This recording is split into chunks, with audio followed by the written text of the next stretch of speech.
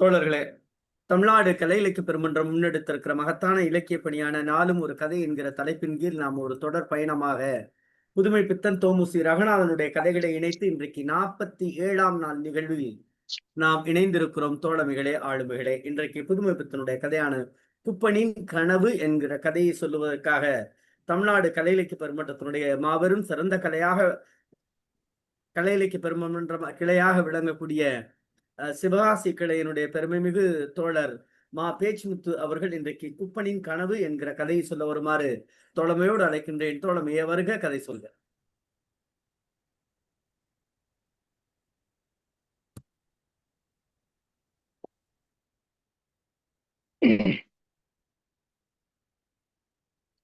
தோழர் தோழர்கள் எல்லாருக்கும்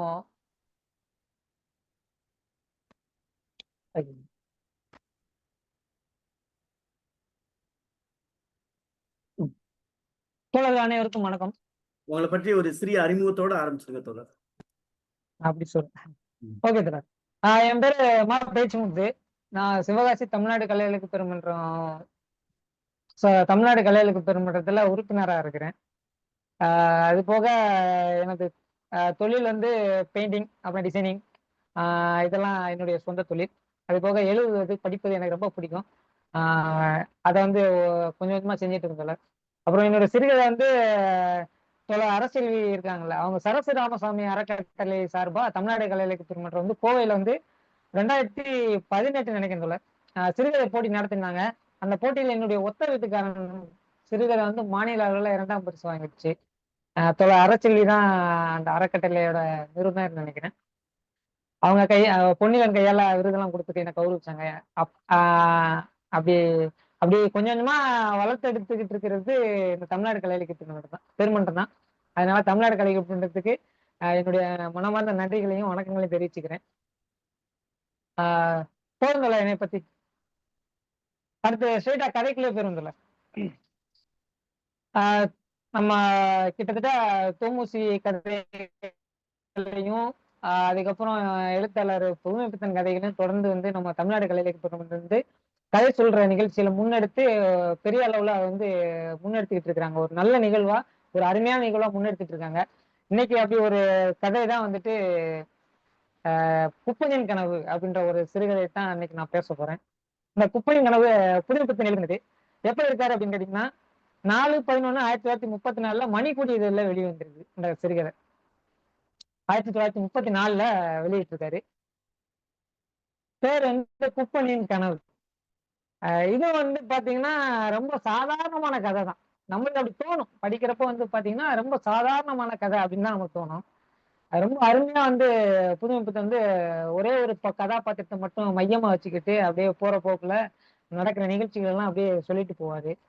இதுல குப்பன் தான் ஒரு மைய கதாபாத்திரம். குப்பன் யாரு அப்படின்னு கேட்டீங்கன்னா, குப்பன் வந்து ஒரு ரிக்ஷா இழுக்கிற ஒரு தொழிலாளி. சரிங்களா? அன்னைக்கு பாத்தீங்க அப்படின்னா ஒரே மழை, சரியான மழை பெய்யும் அப்படின்னு பார்த்தா பெய்யல. வெறும் பிசு பிசுன்னு தூரலா போட்டுட்டு இருக்கு. பெரிய மழை வந்தா கூட 1 மணி நேரம் 2 மணி நேரம் பெஞ்சு மழை வந்து விட்டு வெறிச்சிருச்சு அப்படின்னா அடுத்தடுத்த வேலைகளை பார்க்க போயிடலாம். ஆனா மழை வந்து பிசு பிசுன்னு போட்டுக்கிட்டே இருந்துச்சுன்னா எந்த வேலையுமே செய்ய முடியாது. அது ரொம்ப கஷ்டமா இருக்கும். அன்னைக்கு வந்து அப்படிதான் வந்துட்டு மழை வந்து ரொம்ப பிசு பிசுன்னு தூரலா போட்டுக்கிட்டு இருந்தது. அதான் குப்பன் யாருன்னு கேட்டீங்கன்னா, குப்பன் வந்து ஒரு ரிக்ஷாக்காரர். அன்னைக்கு பிசு பிசுன்னு மழை போட்டுக்கிட்டே இருந்தனால குப்பனுக்கு வந்து ரிக்ஷா வந்து சவாரி கிடைக்காம தடுமாறிக்கிட்டு இருக்காரு. குப்பன் கிழக்கையும் மேற்கையும் போய் வண்டியை ரிக்ஷா வண்டியை எடுத்துட்டு போயிட்டு வந்துகிட்டு இருக்காரு. அது போக என்னன்னு கேட்டீங்கன்னா, அவரோட தொப்பி எல்லாம் நனைஞ்சு போச்சு. அவரோட தொப்பி நனைஞ்சு போச்சு, அவருடைய உடை நனைஞ்சு போச்சு. அந்த தொப்பி வந்து ஓட்ட தொப்பி. அந்த தொப்பியை கூட ஏதோ வெள்ளக்காரன் கீழே போட்டிருப்பான்னு நினைக்கிறேன். அந்த தொப்பியை எடுத்து குப்பம் வந்து அணிஞ்சிருக்கிறதா நம்ம புதுமை பித்தன் வந்து தெரியப்படுறது. தொப்பிக்கு உள்ள எப்படி ஈரம் ஏறி போயிருக்குதோ அதே மாதிரி அவருடைய வேஷ்டி எல்லாம் நனைஞ்சு போயிருக்குது. அதை புழிஞ்சு கட்ட கூட அவருக்கு வந்து முடியல அப்படின்ற முடியலைன்னா புழிஞ்சு கட்ட கூட நேரம் இல்லை. அவருக்கு வந்து அவ்வளவு அலாதியா இருக்குது. எப்படியா ஒரு சவாரி எடுத்துடணும், ஒரு சவாரி எடுத்துட்டோம்னா தான் அன்னைக்கு குடும்பத்தை வந்து நகர்த்த முடியும் அப்படின்னு அவரு சவாரிக்கு இங்கிட்டு அங்கிட்டு ஓடுறாரு. ஒரு சவாரி கூட கிடைக்கல. அப்படியே குப்பன் வந்து என்ன பண்றாரு அப்படின்னு கேட்டீங்கன்னா, இந்த சவாரிக்காக மேற்கையும் கிழக்கையும் ஓடிட்டு இருக்காரு. இந்த சவாரி கிடைக்கல. அவரை குப்பனை பத்தி வந்து நம்ம புதுமை பித்தன் ரொம்ப அழகா சொல்றாரு. அவர் வந்து ஒரு பொருளாதார சாஸ்திரி கிடையாது. அதே டைம்ல ஒரு ஒரு கம்யூனிஸ்டும் கிடையாது, பொது உடைமைவாதியும் இல்லை அப்படின்னு ரொம்ப சூப்பரா சொல்றாரு. அஹ் ஆஹ் அப்படி சொல்றப்போ இவர்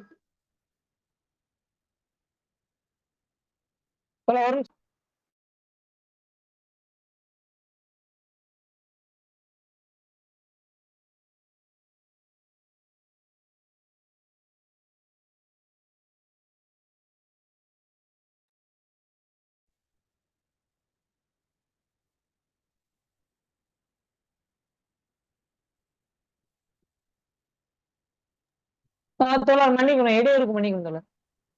பரவாயில்ல பரவாயில்ல. அவரு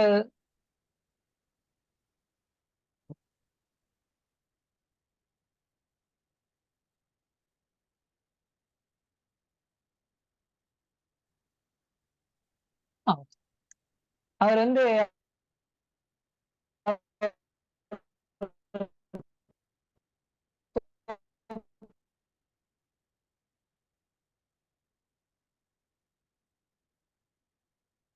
தொப்பிலாம் நனைஞ்சு போச்சு.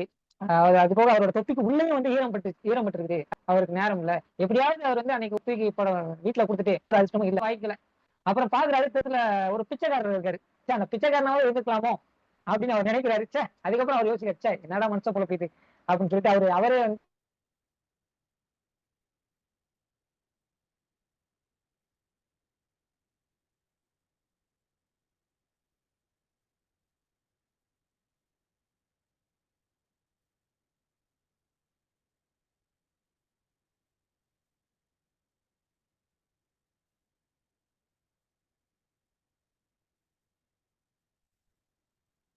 தோழர் நீங்க பேசுறது கேட்கல. வேற யாருக்கும் கேக்குதா? கேட்கல தோழர். கேட்கல. பேச்சுமுத்து தோழர் கேட்கலங்கய்யா. கேட்கல. சரியாவே இல்லை, தெளிவா இல்லை.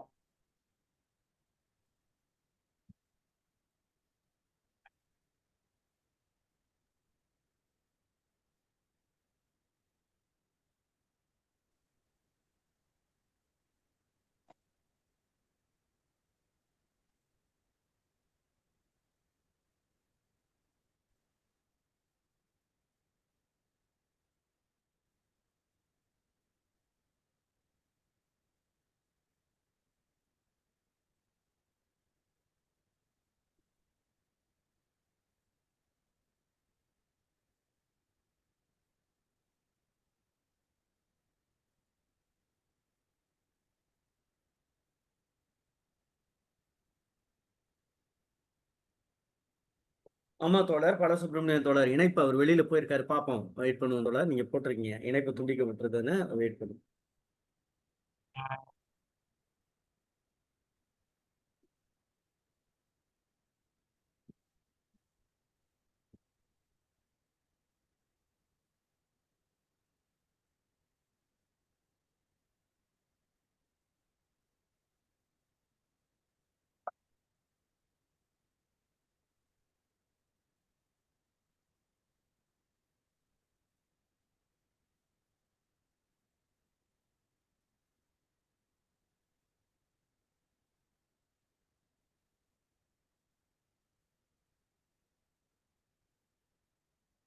வணக்கம், கேக்குதுங்களா? ஹலோ,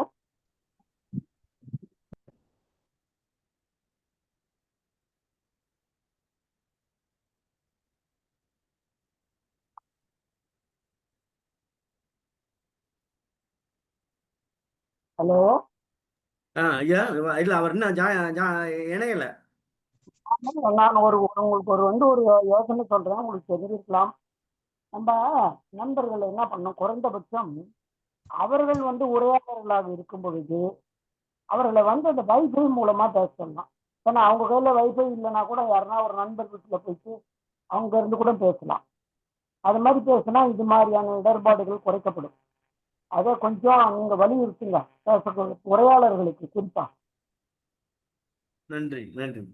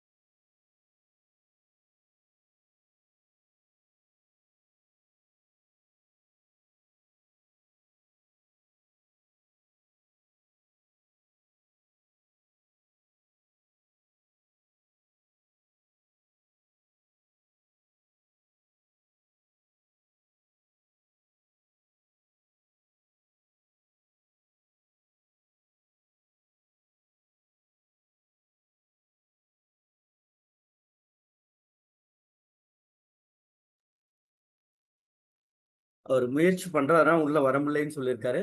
வாங்க அப்படின்னு சொல்லியிருக்கேன், காத்திருக்கோம் அப்படின்னு சொல்லியிருக்கேன்.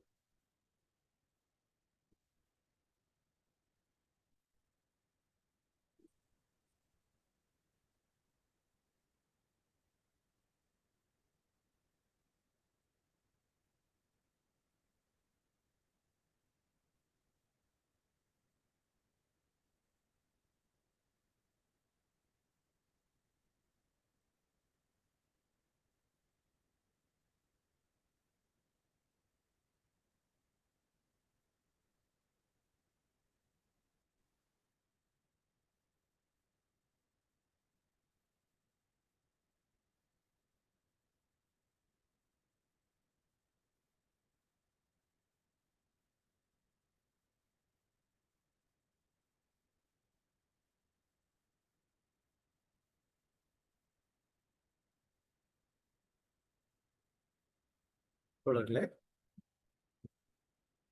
வந்துட்டாரு.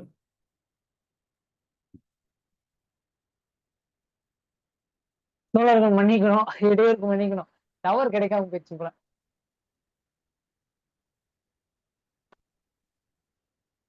தோழர் மன்னிச்சுக்கோங்க, டவர் இல்லை போல. அதனால ரொம்ப நேரமா சுத்தி சுத்தி இதாகி போச்சு.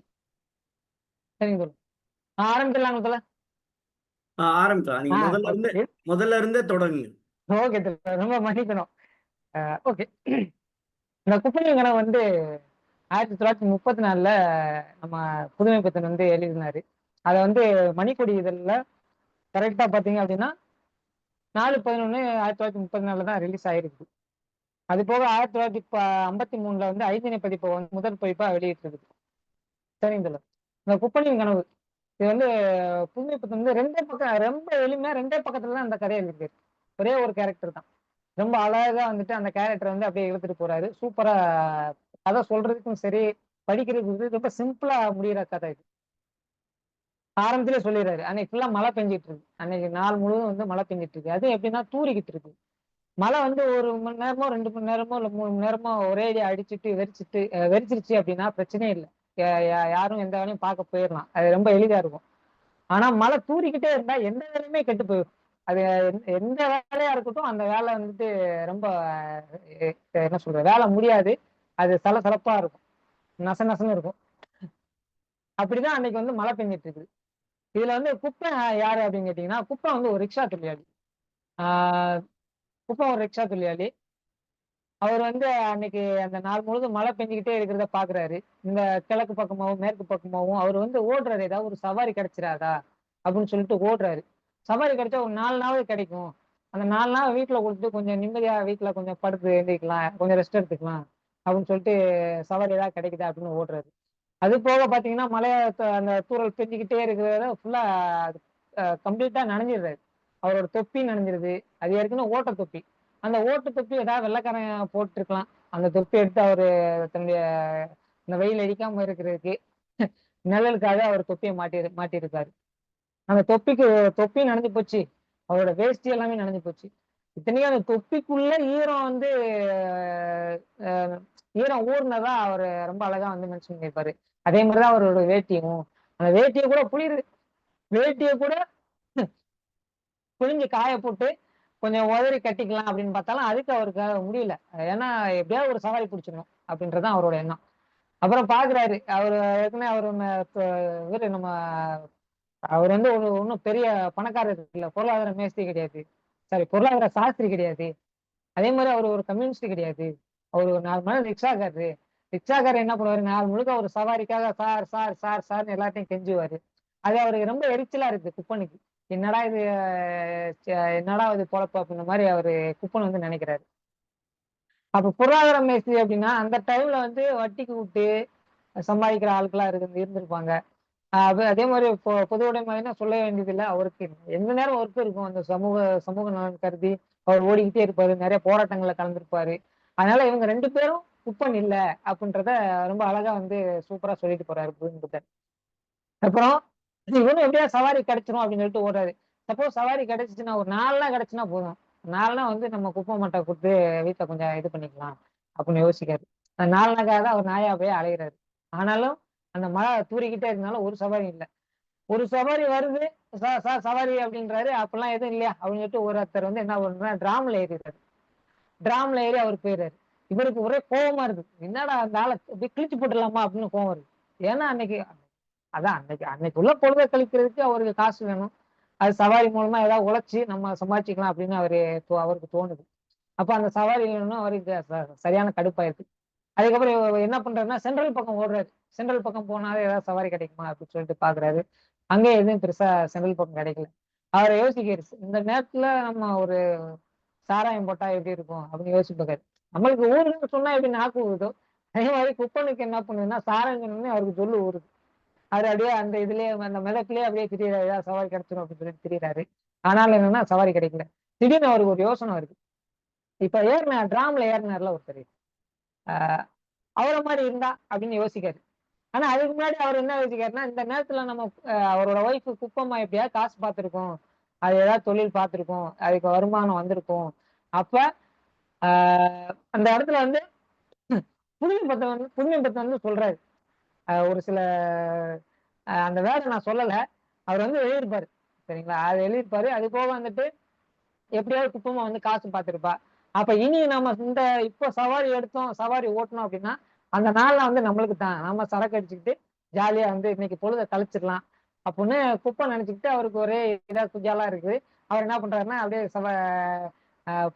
போறப்பதான் அப்படியே யோசிச்சு பாக்காரு. இப்ப டிராம்ல ஏறணும்ல, அந்த டிராம்ல ஏறின மாதிரியே நம்மளும் இருந்தா அப்படின்னு சொல்லிட்டு அவருக்கு ஒரு நப்பாசை, அப்படியே ஒரு பகல் கனவு காண்ற மாதிரி காண்றாரு. அந்த வெள்ளைக்காரன் மாதிரி வெள்ளை போட்டுதான் சட்டை தான், எல்லாம் போட்டு பயங்கரமா இருக்காரு. கையில காசு தான், அதுக்கப்புறம் கையில பீடி தான் அப்படின்னு அவர் ரேஞ்சுக்கு அவர் நினைக்கிறப்போ அப்புறம் அவரே இது பண்றாரு. சேச்சா இல்ல கையில சிகரெட்டு தான் அப்படின்னு சொல்லிட்டு அவரே திருத்திக்கிறாரு. அந்த கனவை வந்து திருத்திக்கிறாரு, கையில சிகரெட்டு தான் அப்படின்னு சொல்லிட்டு. இப்ப வந்து என்னன்னா நேரா வந்துட்டு சாராய கடை கூடு அப்படின்னு. அதாவது என்னன்னா குப்பை குப்பனையே வந்து சவாரியில இழுத்து போற மாதிரி குப்பனே கனவு காண்றாரு. அவர் மனைவி நினைச்சு பார்க்கறது, இல்ல மனைவி தான் குப்பாய் தான் வீட்டுல இருப்பாளே, அவளை எதுக்கு நம்ம இழுத்துக்கிட்டு போயிட்டு அப்படின்னு சொல்லிட்டு இவரே என்ன பண்றாருன்னா குப்பனே வந்து அவர் ஒரு ஒரு கனவுல ஒரு நிச்சயமா இருந்துட்டு, அந்த காலத்துல வெள்ளக்காரமா நினைக்கிறேன், எனக்கு அதை பத்தி சரியா புரிதல் இல்லை, அவங்களையும் கூப்பிட்டுட்டு ஜோரா வந்து சாராய கடைக்கு போறாரு. அவர் சொல்றாரு, ஜரூரா நீ என்ன பண்றன்னா நேரா வந்து வெள்ளைக்காரன் குடிக்கிற இடத்துக்கு போ அப்படின்னு சொல்லிட்டு குப்பனுக்கு உத்தரவு விட்டாரு. அப்படியே போறாரு. போய் உள்ள போறாரு. உள்ள பாத்தீங்கன்னா ஒரே சோஃபா தான், கைத்து இந்த நார்கட்டில் தான், அப்புறம் ஏதோ விசிப்பலகை அப்படின்றது சொல்றாங்க. அது அந்த பலகை என்னன்னு எனக்கு தெரியல. விசிப்பலகை இதெல்லாம் பாக்குறாரு. அதாவது ஒரு என்ன சொல்றது, ஒரு மேல்தட்டு வர்க்கம், ஒரு சாராய கடை, ஒரு மேல்தட்டு வர்க்கத்தோட புலங்குற இடங்கள்லாம் எப்படி இருக்கும் அப்படின்றத குப்பன் பார்த்ததில்ல. ஆனா குப்பன் கற்பனையா பாக்காரு. அங்க போனா என்னென்ன சோஃபா இருக்கும், இந்த பலகை எல்லாம் இருக்கும், இந்த கட்டில்லாம் இருக்கும் அப்படின்னு சொல்ல, உயர்ந்த சாராயம்லாம் இருக்கும் அப்படின்னு சொல்லிட்டு அப்படியே குப்பனே கனவு கண்டுட்டு இருக்காரு. அப்ப குப்பன் எப்படி கனவு கண்டாரு, சாராயம் குடிக்க சாராயம் குடிக்க போறாரு. அந்த நேரத்துல பாத்தீங்க அப்படின்னா ஆஹ் ஒருத்தர் வராரு. ஆமா ஒருத்தர் வராரு. அவர் யாருன்னு கேட்டீங்கன்னா அந்த டிராம்ல ஏறினார்ல, இந்த டிராம்ல ஏறினா அதே நபர் வராரு. குப்பா எங்க வீட்டுல வேலை இருக்கு அப்படின்ற மாதிரி அவர் ஏதோ சொல்லுறாரு. அதெல்லாம் முடியாது வாத்தியாரு, நேத்தோட போச்சு, இன்னைக்கு நான் யாரும் தெரியுமா, நான் வேற மாதிரி அப்படின்னு சொல்லிட்டு அவர் வந்து அப்படி ஒரு கான்வர்சேஷனுக்கு போறாரு. அதுக்கப்புறம் என்னன்னா அந்த காலம் மலை ஏறி போச்சு, நான் எல்லாம் வேலை செய்யறது இல்ல, இப்ப நான் வந்து பணக்காரன், நான் வந்து வேலை செய்யறது இல்ல. அன்னைக்கு அந்த காலம் மலையேறி போச்சு அப்படின்றது, அன்னைக்கு நீ எனக்கு சவாரி வரேன்னு சொல்லிட்டு நீ ஏமாத்துற மாதிரி ஏமாத்துனியா அப்படின்ற மாதிரி நிறைய கான்வர்சேஷன் போகுது. அதுக்கப்புறம் என்ன ஆகுதுன்னா கொஞ்சம் என்ன அதுக்கு அந்த கான்வர்சேஷன்ல என்ன ஆகுதுன்னா சண்டை நடக்கிற மாதிரி ஆயிடுது. உடனே குப்பாயிட்டு சொல்றாரு, குப்பாய் அவனை வெளியேற்று அப்படின்னு சொல்றாரு. கொஞ்சம் கைகலப்பான மாதிரி ஆயிடுது, அவனை வெளியே போக சொல்றாரு. பூச்சை போடாத இல்லைன்னா போலீஸை கூப்பிடுவேன் அப்படின்னு சொல்றாரு. இப்படி அவர் ஒரு கண்ணத்துல செஞ்சுக்கிட்டே ரிக்ஷா ஓட்டுறப்போ ரிக்ஷா என்ன ஆகுதுன்னு கேட்டீங்கன்னா ஒரு லாந்தர் கம்புல மோதிடுது. லாந்தர் கம்புல மோதினதுக்கு அப்புறம் தான் அவருக்கு சுயநினைவே வருது குப்பனுக்கு. ஐயோ இவ்வளவு நம்ம பகல் கனவு கண்டுட்டு வந்திருக்குமா அப்படின்னு சொல்லிட்டு அப்பதான் அவருக்கு ஒரு இதாகுது. அந்த நேரத்துல வந்து ஒருத்தர் ரிக்ஷா வரலா அப்படின்னு ஒருத்தர் சவாரி கேட்காரு. வாரேன் அப்படின்னு சொல்றாரு. சரி சாமி அப்படின்றாரு. சரி எவ்வளவு கொடுப்பா அப்படின்னு குப்பன் கேட்கிறப்போ அவர் சொல்றாரு 4 அப்படின்னு சொல்றாரு. அந்த நாள்னா இதுக்கு முன்னாடி கனவுல கலைஞ்சு போனோம். கனவுல வந்துட்டு முதலாளியா இருந்ததை விட இந்த நிஜத்துல கிடைக்கிற நாள்னா வந்து எவ்வளவு பெட்டரு அப்படின்ற மாதிரி குப்பன் வந்து குப்பனுடைய அன்னையோட நாள் வந்து நிறைவடையுது அப்படின்றதா வந்துட்டு ரொம்ப அழகா வந்துட்டு புதுமைப்பித்தன் வந்து ரொம்ப சூப்பரா நையாண்டித்தனமா ரொம்ப அழகா அவர் எழுதிட்டு போயிருப்பாரு. அவ்வளவுதான் சொல்றேன்.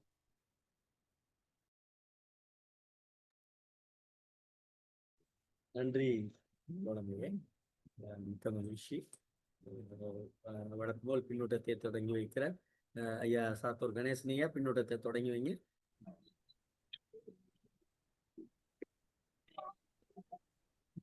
பேராசிரியரே, ஐயா சொல்லுங்க. என்ன உங்க வாய்ஸ் கேட்க மாட்டேக்கு சரியா? கேக்குதா? இப்ப கேக்குதா?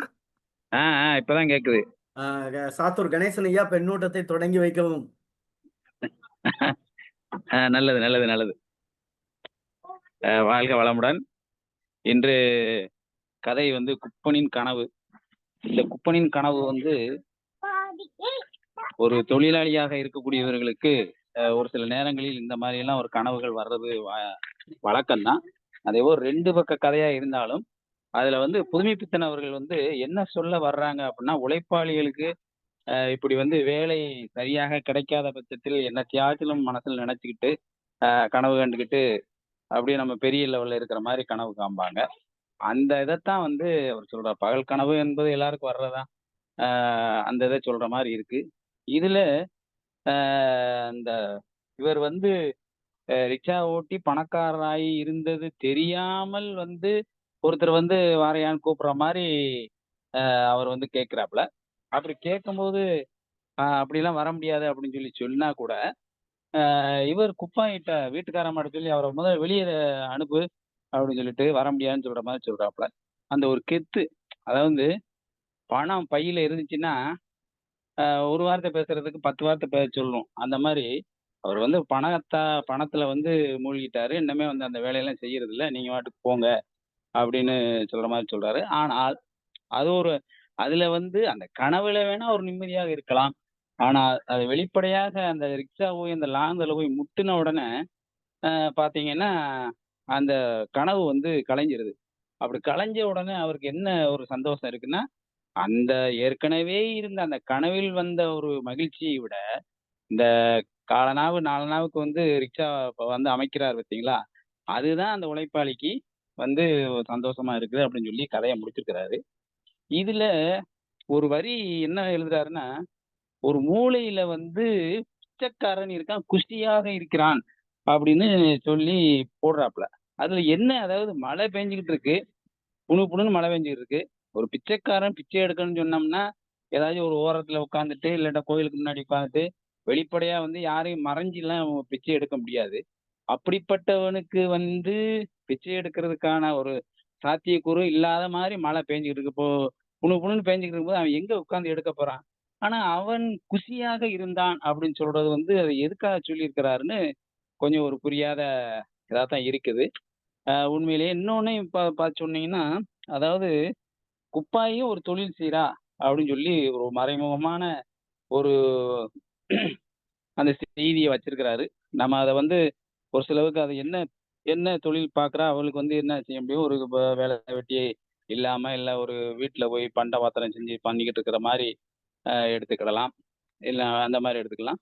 இப்ப வந்து இவரு இந்த கனவு தான் வந்து குப்பனை கரெக்டா, எப்படி குப்பன் வீட்டுல வந்து இருக்கும்போது வீட்டுல வந்து அவர் வந்து ரிக்ஷா வருமான்னு கேட்க முடியுமான்னு அது ஒரு சின்ன சந்தேகமா தான் இருக்கின்றது. மொத்தத்துல 2 பக்க கதைனாலும் அவர் சொல்ல வேண்டிய கருத்து, உழைப்பாளிக்கு உழைக்கக்கூடியவனுக்கு அவனுக்கு கிடைக்கக்கூடிய அவன் உழைப்பினால் கிடைக்கக்கூடிய ஒரு வருமானம் தான் சந்தோஷத்தையும் மகிழ்ச்சியும் கொடுக்கும் அப்படின்னு சொல்ற மாதிரி இருக்கு. மற்ற சிந்தனைகளும் கனவுகளும் அது பகல் கனவாக தான் இருக்கும். அந்த கனவுனால ஒரு நிம்மதி இருக்காது அப்படின்னு சொல்ற மாதிரி இருக்கு. வாழ்க வளமுடன். வணக்கம், வாழ்த்துக்கள். பயிற்சி முத்தவர்களுக்கு நன்றியும் பாராட்டுகளும். நன்றி தோழமையே, மிக்க மகிழ்ச்சி. பொன் ஏழுமலை தொடர் கை உயர்த்தி இருக்கீங்க, சொல்லுங்க.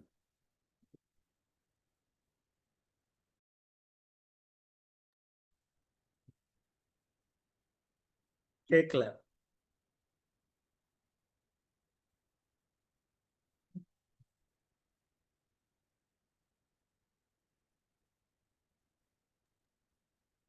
தோழர் நான் கடைசியா பேசுறேன் தோழர். நன்றி தோழர்.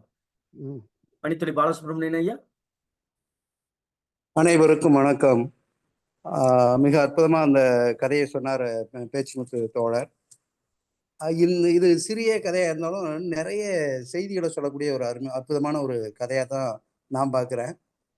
இதுல முதல் 3 வரியிலேயே புதுமைப்பித்தன் அவர்கள் அந்த கதையில உள்ள கேரக்டர், அந்த கதாபாத்திரத்தினுடைய நிலையை சொல்வது ரொம்ப அற்புதமா இருக்கு. என்னன்னா, மழை பெய்யுது, இவன் மனசு மாதிரியே நாள் முழுவதும் அழுது கொண்டிருந்தால் மழை என்னன்னா அவனுக்கு மகிழ்ச்சியை தரல. மனசு எப்படி இருக்கோ அப்படிதான் பிற பார்வையும் அமையும். அதனால அந்த மழையை பார்த்து அவர் சொல்லும்போது என்னன்னா, நாள் முழுவதும் அழுது கொண்டிருந்தால் என்னதான் பண்ண அப்படிங்கிற மாதிரி அந்த வருத்தத்தை தெரிவிக்கிறார். அதே போல இதுல அவன் கனவு காண்றான் குப்பன். இந்த கனவுங்கிறது என்ன அப்படின்னா, மேலை நாட்டு அறிஞர் சிக்மண்ட் ஃப்ராய்டு இந்த கனவை பற்றி சொல்லும்போது, நிறைவேறாத ஆசைகளை தற்காலிகமாக நிறைவேற்ற உதவுவது கனவு அப்படிம்பார். நிறைவேறாத ஆசைகளை தற்காலிகமாக நிறைவேற்ற உதவுவது கனவு அப்படிம்பார். அப்படிப்பட்ட கனவுகள் பல சமயங்களில் பலருக்கும் வரும், குப்பனுக்கும் வருது. அதனால அந்த கனவுல அவர் தன்னை ஒரு வெள்ளைக்காரனா நினைக்கிறாரு, வெள்ளைக்காரனையே மிரட்டுறாரு அப்படிங்கிற மாதிரி அது போகும். இன்னொன்று இதில் எனக்கு முன்னாடி பேசினவர் சொன்னார் என்னன்னா, அந்த பிச்சைக்காரம்பாடு குசிதான். பிச்சைக்காரனாக இருந்தால் கூட அதுக்கு அடுத்த வரி தான் ரொம்ப முக்கியம். என்ன புதுமைப்பித்தன் அருமையா அந்த வரிகளை போட்டிருக்காரு. என்ன அப்படின்னா, சி என்ன மானங்கட்ட பிழைப்பு. இந்த மானங்கட்ட பிழைப்புங்கிறத பிச்சை எடுக்கிறத சொல்லலை. அதுதான் அங்க மிக முக்கியமாக கவனிக்க வேண்டியது. பிச்சைக்காரன்பாடு குசிதான், பிச்சைக்காரனாக இருந்தால் கூட அப்படின்னு சொல்லிட்டு, பிச்சைக்காரன் கூட நல்ல மகிழ்ச்சியா இருக்கான், சந்தோஷமா இருக்கான். சே என்ன மானங்கட்ட பிழைப்பு, உழைக்கிறோம் கடைசியா மானங்கட்ட பிழைப்பா போயிருதுங்க மாதிரி குப்பன் வருத்தப்படுவது போல சொல்லியிருப்பாரோ புதுமைப்பித்தன் அப்படிங்கிற மாதிரியான ஒரு இது தோணுது. அதே போல இன்னொரு இடத்துல புதுமைப்பித்தன் மிக அற்புதமா சொல்லியிருப்பாரு. என்ன அப்படின்னா, அந்த கனவு காணும் போது வெள்ளைக்காரன் மிரட்டுவாரு. அந்த மிராசுதாரா அவளை மிரட்டுறது மாதிரி எல்லாம் பேச்சுகள் வரும். அந்த பேச்சுகள் வரும்போது அவன் ஏதோ கத்துறான். அப்போ குப்பன் சொல்றான், என்ன சொல்றான் அப்படின்னா, கூச்ச போடாத, இல்ல கூச்ச போடாதன்னா கூச்சல் போடாத, இது குப்பாய் வீடு அப்படின்றான். குப்பை வீடுன்னு சொல்லவே இல்லை. அப்போ குப்பை வீட்டுல கூச்சல் போடுறது குப்பாய் தான். குப்பன் தேமன் தான் உட்காந்துருக்கான் பாப்போம். கூச்ச போடாத, இல்லையா, இது குப்பாயி வீடு அப்படி மாதிரி சொல்லும்போது அவனுடைய வீட்டினுடைய நிலைமையையும் நாசுக்கு அவர் சொல்ற மாதிரி தோணுது. கடைசியா கனவு காலையுது இல்லையா, நாளனுக்கு ஒரு சவாரி ஒன்று வருது. இப்போ முதலாளி வேஷம்லாம் களைஞ்சு போச்சு. பொதுவாக சொல்லுவாங்க இல்லையா, கனவு காணும் வாழ்க்கையெல்லாம் கலைந்து போகும் மேகங்கள் தான். அந்த முதலாளியான அந்த தோற்றமெல்லாம் மறைஞ்சு போகுது. இப்போ நாளனா தான் அவனுக்கு பெருசா தெரியுது, முதலாளி அப்படிங்கிறது மறைஞ்சு போகுது. நல்ல அருமையா இந்த சிறுகதை, 4 பக்க சிறுகதை.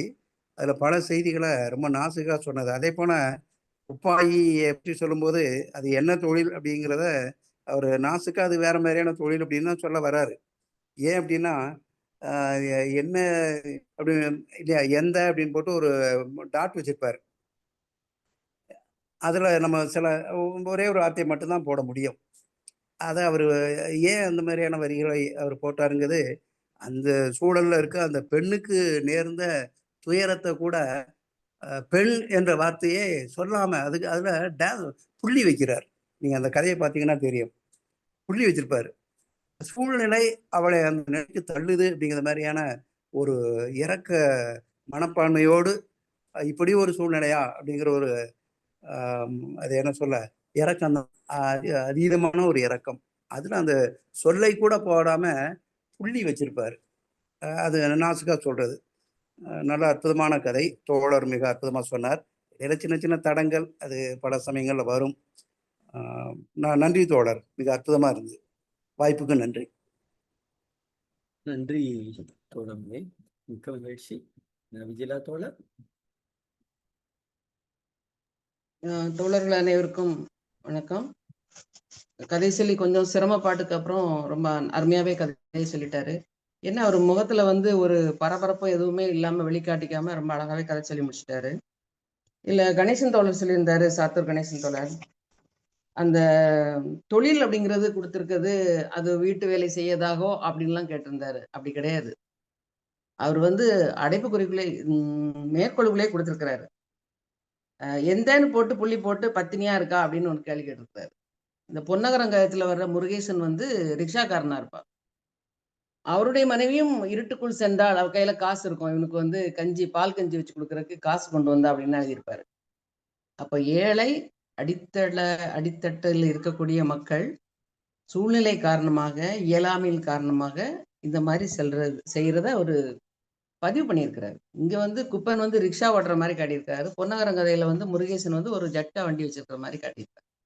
அதனால அதுல எந்த ஒரு ஒரு டவுட்டும் வேண்டாம். அவர் குறிப்பிட்டிருக்கிறது தொழில்ங்கிறது அந்த பெண் செய்யக்கூடிய ஏழ்மையின் காரணமாக செய்யக்கூடிய ஒரு தொழிலை தான் அந்த மாதிரி குறிப்பிட்டிருக்கிறாருங்கிறது. ரொம்ப எளிமையான கதை, ரொம்ப அழகா கொஞ்சம் நையாண்டியோட வழக்கம் போலவே சொல்லியிருக்கிறாரு. ரொம்ப அருமையான கதை. நன்றி, வாழ்த்துக்கள். நன்றி தோழமையை, மிக்க மகிழ்ச்சி. அரசெல்வியம்மா. அனைவருக்கும் வணக்கம்.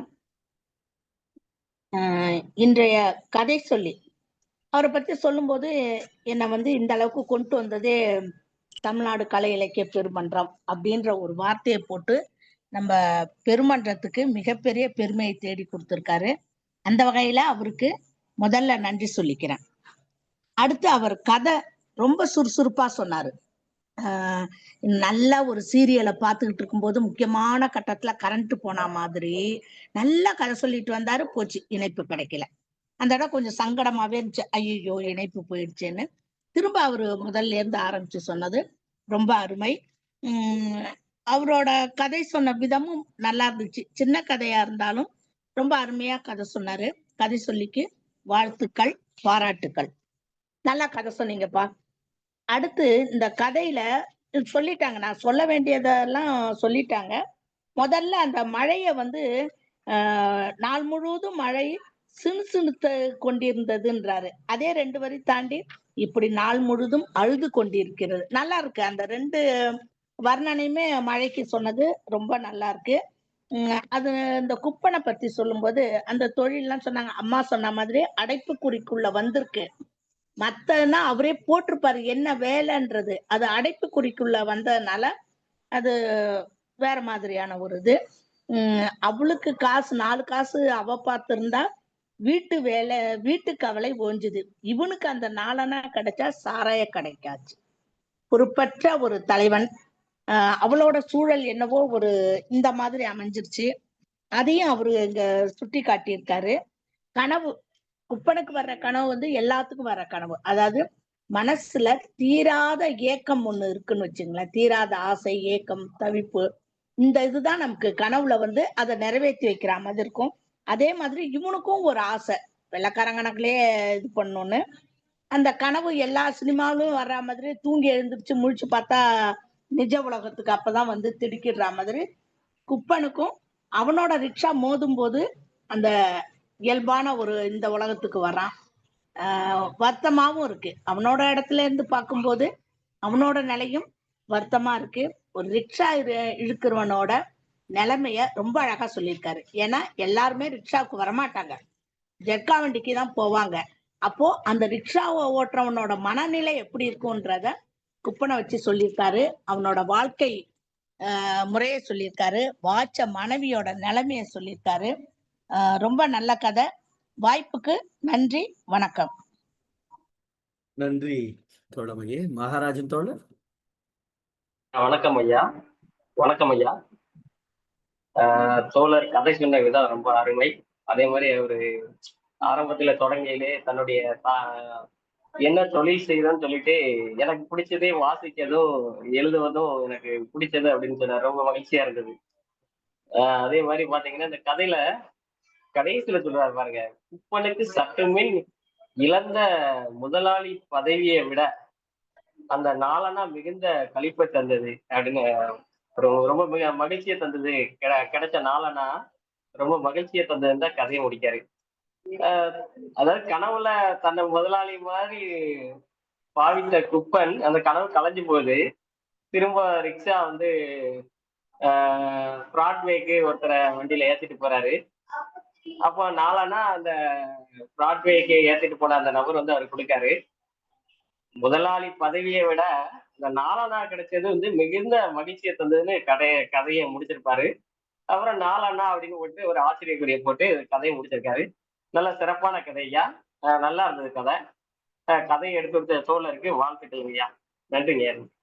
நன்றி தோழமையே. பேராசிரியர் கிருஷ்ணன் ஐயா.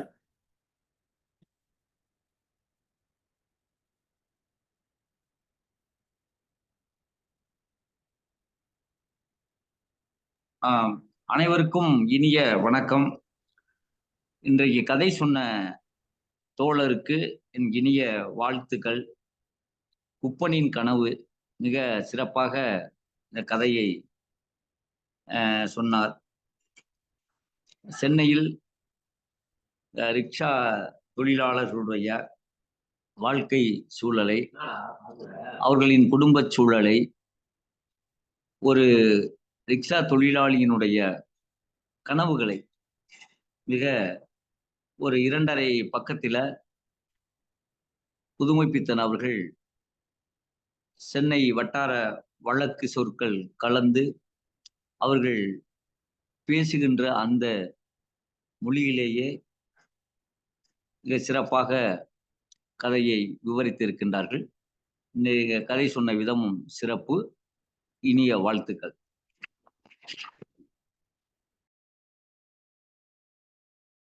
நன்றி தோழமையே, மிக்க மகிழ்ச்சி.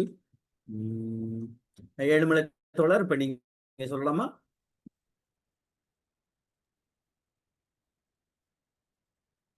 வணக்கம்.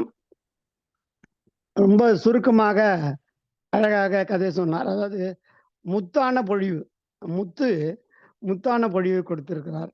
அவருக்கு நன்றியும் வாழ்த்துக்களும். இந்த கதையில வந்து குப்பன் 4 அணை கிடைச்சா வந்து நம்ம சாராயம் குடிக்கலாம் அப்படின்னு நினைக்கிறாங்க. அவன் வீட்டில் அவன் மனைவி ஒரு பாலியல் தொழில், நான் அப்படிதான் புரிஞ்சுக்கிறேன் இங்க பேசப்பட்டதிலிருந்து, ஒரு பாலியல் தொழில் செய்து கூட சம்பாதிக்கிறா, அது குடும்பத்தை ஓட்டும் அப்படின்ற மாதிரி நினைக்கிறான் அப்படின்றத புரிஞ்சு கொள்ளும் போது, இந்த அடித்தட்டு மக்களுடைய சிந்தனை எப்படி இருக்குதுன்றத அவர் சொல்றாரு. அது வந்து எப்படி அவர்களை வந்து இந்த சமூக சூழல் அவர்களை மாற்றி இருக்கிறது அப்படின்ற அந்த இதுல தான் நம்ம புரிஞ்சுக்கணும். அதை தான் அண்ணா எழுதுறாரு. சாலையோரத்திலே வேலையற்றதுகளின் உள்ளத்திலே விபரீத எண்ணங்கள். இந்த 2 வரிகள்ல ஒரு கதையில சொல்றாரு அவரு. அந்த சமூக சூழல் வந்து ஒரு மனிதனை எந்த அளவுக்கு மோசமாக சிந்திக்க வாழ வழிகோலுகிறது என்ற வருத்தத்தை அவர் அதில் தெரிவிக்கிறாருன்னு சொல்றேன். இது வந்து ஒன்றும் புதிது இல்லை, நான் நடைமுறையில் பார்த்தது. நான் ஒரு குக்கிராமத்தில் பிறந்து வளர்ந்தவன். ஒரு 6 கிலோமீட்டர் வந்தால் தான் ஒரு பஸ்ஸு, ஒரு மோட்டார் சைக்கிளை கூட பார்க்க முடியும். அப்படிப்பட்ட ஒரு குக்கிராமத்திலேருந்து படித்து வந்தவன் நான். அங்கே எங்கள் ஊரில் பார்த்தீங்கன்னா அந்த காலத்தில் 60களில் இந்த ஆண்டைகள் அவங்க கீழே வேலை பண்ணுற மக்கள் அப்படி இருந்தால், அந்த வேலை பண்ணுறவனுடைய மனைவி கூட இந்த வேலை கொடுக்குற அந்த மிராசுதார் வந்து வச்சுக்கிட்டு இருந்தா, அதை வந்து அந்த கணவர் வந்து கண்டுக்க மாட்டார். அதை சில நேரங்களில் பெருமையாக கூட நினைக்கிறாரு. இப்படிப்பட்ட ஒரு சூழல் இருந்தது 60களில். நான் நேரடியாக பார்த்தது. இது எங்கேருந்து வருது அப்படின்னு சொல்லிட்டு சொன்னால், அவங்களுடைய சுய கௌரவம், அந்த தன் மதிப்பு என்பது அழிக்கப்படுது. இந்த பொருளாதாரம் வாழ்நிலையால் அழிக்கப்படுது. அதை தான் வந்து இவர் நாசுக்காக சுட்டி காமிக்கிறாரு அப்படின்னு நினைக்கிறேன். அதை இன்றைய நிலைக்கு கூட பொருத்தப்பாடு. இன்னைக்கு என்ன நடக்குதுன்றதை வச்சு கூட அதை பொருத்தி பார்க்கலாம். இப்போ பார்த்தீங்கன்னா இந்த குப்பை தொழிலாளர்கள் சிக்கல் எந்த அளவுக்கு போயிட்டு இருக்குதுன்னு நீங்கள் பார்க்கலாம். அந்த குப்பை அள்ளுன்ற தொழிலை எங்களை நிரந்தரமாக்குங்க அப்படின்னு அவங்க போராடுறாங்க. அதை தான் திரும்ப சொல்லியிருக்கிறார் அவர். இதை போய் நீங்கள் நிரந்தரமாக்குன்னு சொல்கிறீங்களே சொல்லியிருக்காரு. அவர்களுடைய கோரிக்கை நியாயம், அதில் உள்ள இன்றைய பொருளாதார சிக்கல், அது செய்யப்படணுன்றதுல மாற்று கருத்து கிடையாது. உடனே என்ன தப்பாக சொல்ல நினச்சிக்காதீங்க. திரும்ப சொல்கிறதுலேயும் ஒரு உண்மை இருக்குது. என்னென்னா, இந்த தொழிலை வந்து நிரந்தரமாக்குன்னு சொல்கிறீங்களே, இந்த இடத்துல நீங்கள் தேங்கி போயிடுவீங்க. நீங்க வந்து உங்களுடைய தன்மதிப்பை இழந்துடுவீங்க. நீங்க வேறு வேலையை தேடுங்க. இதுல எதுக்கு வரணும்?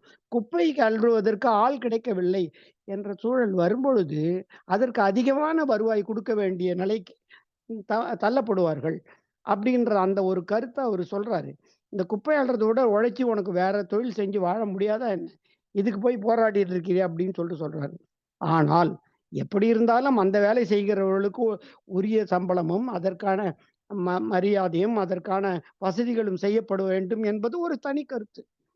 ஆனால் இதிலிருந்து வெளியேறி நீங்க நல்ல சிறப்பான வேலைக்கே போங்க அப்படின்னு சொல்றது ஒரு தனி கருத்து.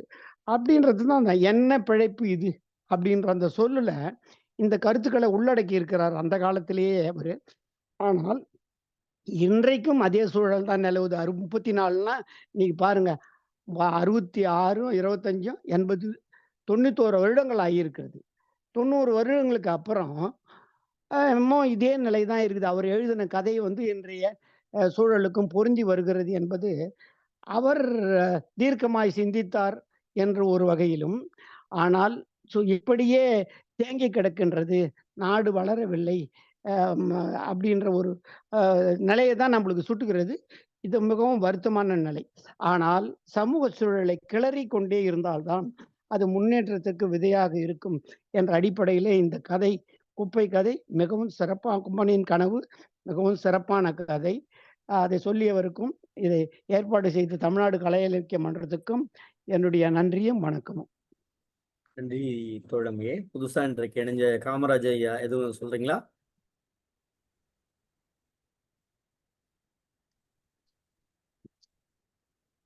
காமராஜ் ஐயா. வணக்கம். இந்த கதையை நான் முழுசா கேட்கல. பின்னூட்டங்களின் வழியாக இந்த கதையை என்னால் உணர்ந்து கொள்ள முடிகிறது. இந்த வந்த பின்னூட்டங்கள்ல இப்ப அன்பு தோழர் பொன்னி எழுமலை சொன்னது எனக்கு ரொம்ப மனசு ரொம்ப கஷ்டமா இருக்கு. ஒரு குப்பனுடைய ஒரு தனிப்பட்ட வாழ்வை வைத்து ஒரு ஒரு சமூகத்தின் வாழ்வை பொதுமைப்படுத்துவது கொடூரமானது, அநாகரிகமானது, தப்பானது. அப்ப அம்மா வந்தால் மரப்பசு அப்படி இதுல எல்லாம் வந்து மீறல் இருக்குது, வந்து மோகமூடல மீறல் இருக்குது. அப்ப வந்து அது அந்த சமூகத்தின் மீத பார்க்கப்படுமா? அப்படி பார்க்கக்கூடாது. இது ஒரு தனிப்பட்ட குப்பனின் கதை. அப்படித்தான் வந்து ஒரு கதையை நாம் அணுக வேண்டும் என்று ரொம்ப வருத்தத்தோடு பதிவு செய்கிறேன். நன்றி தோழமையே. சங்கீதா தோழர், வேற யாராவது இருக்கீங்களா? விஜயலட்சுமி நீங்க இருக்கீங்க, எதுவும் சொல்றீங்களா?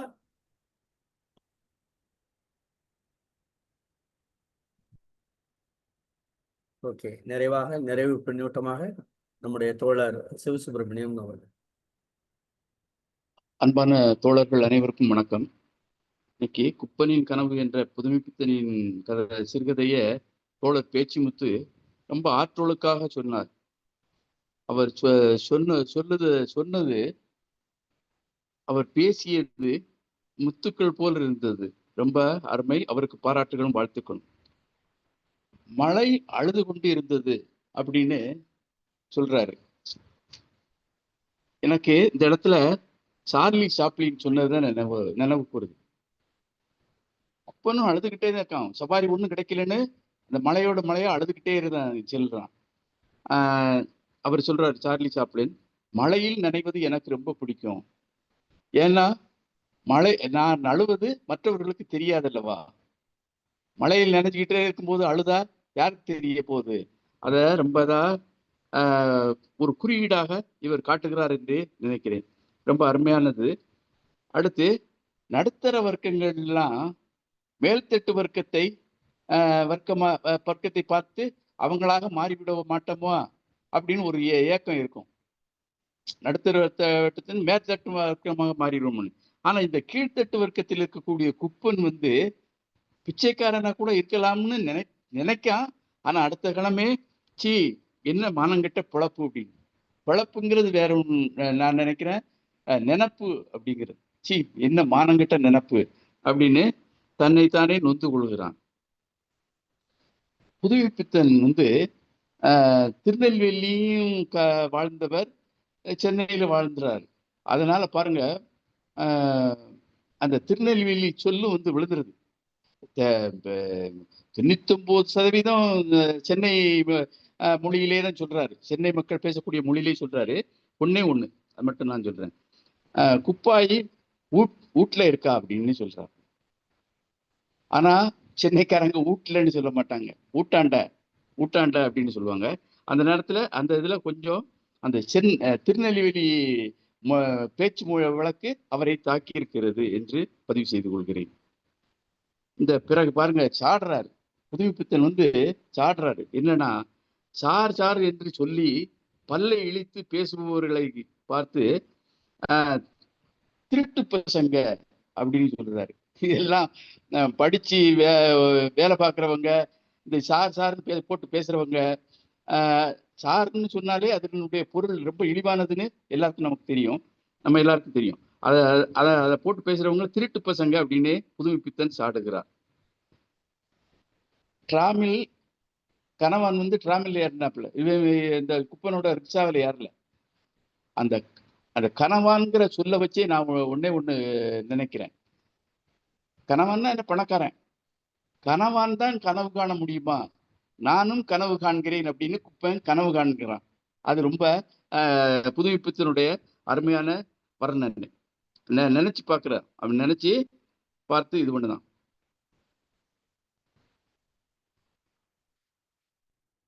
அவர் அடுத்து கடைசியில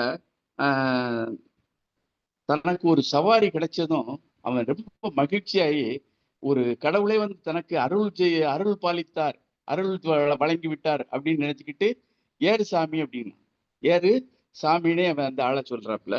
ரொம்ப இந்த கீழ்த்தட்டு வர்க்கத்தினுடைய அவல நிலையை புதுமைப்பித்தன் சித்தரித்திருக்குள்ளார் என்றே நினைக்கிறேன். ரொம்ப அருமையான கதை, எல்லா காலத்துக்கும் ஏற்ற கதை. பின்னூட்டத்தை நிறைவு செய்து கொள்கிறேன். வாய்ப்புக்கு நன்றி, வணக்கம். நன்றி தொடங்க, மிக்க மகிழ்ச்சி. நல்ல பின்னூட்டங்கள் நிறைவாக இருந்தது. குறிப்பாக நம்முடைய தோழர் கடைசியாக பாண்டிச்செல்வத்தோட இடர்பாடுகள் இருந்தாலும் கதையை சிறப்பாக கூறியது அப்படின்னு போட்டிருக்காங்க. அதுபோல காமராஜர் ஒரு குறிப்பிட்ட சமூகம் குப்பாயின் நடவடிக்கையால் பொதுமைப்படுத்துவது கொடூரம். அப்போ அம்மா வந்தால் மரப்பசு ஒரு சமூகத்தின் வாழ்வியலாக பொதுமைப்படுத்தப்படுமா அப்படின்னு ஒரு கேள்வியை வைத்திருக்காங்க. அதுக்கு ஏழுமலை தோழர், பொதுமைப்படுத்துதல் அல்ல, அவலங்களின் குறியீடு ஆட்சியாளர்களின் கேட்டினை சுட்டுகிறது, உள்ளதை உள்ளபடி சொல்வது சிறப்பான படைப்பல்ல, அதனூடாக காரணத்தையும் தீர்வையும் சுட்ட வேண்டும் அப்படின்னு அவங்க ஒரு பதிவு வந்திருக்காங்க. நன்றி. பேச்சு தோழர், நிறைவா எதுவும் சொல்றீங்களா? ஓகே தோழர். இது 1900 நம்ம ஏற்கனவே சொன்ன ஒரு புதுமைப்பித்தன் எழுதினது 1934 இந்த கதை எழுதியிருக்காரு. 34 இந்தியா சுதந்திரம் அடையல. அப்போ இருந்த நிலைமை ரொம்ப ஒஸ்டாதான் இருந்திருக்குது. நம்ம இந்திய நிலைமையா இருக்கட்டும், தமிழ்நாடு நிலைமையா இருக்கட்டும். 1934 தான் காந்தி இங்க வேதாரண்யத்துல உப்பு எடுத்திருக்காரு. உப்பு சத்தியாகிரகம், வேதாரண்யத்துல உப்பு சத்தியாகிரகம் நடந்திருக்குது. இப்படி என்னன்னா, இப்படி அரசியல் ரீதியா ஒரு சில விஷயங்கள் நடந்திருந்தாலும், ஆனாலும் மக்களுக்கு பெருசா வேலை வாய்ப்பு, அந்த பொருளாதார வேலை வாய்ப்பு இல்ல.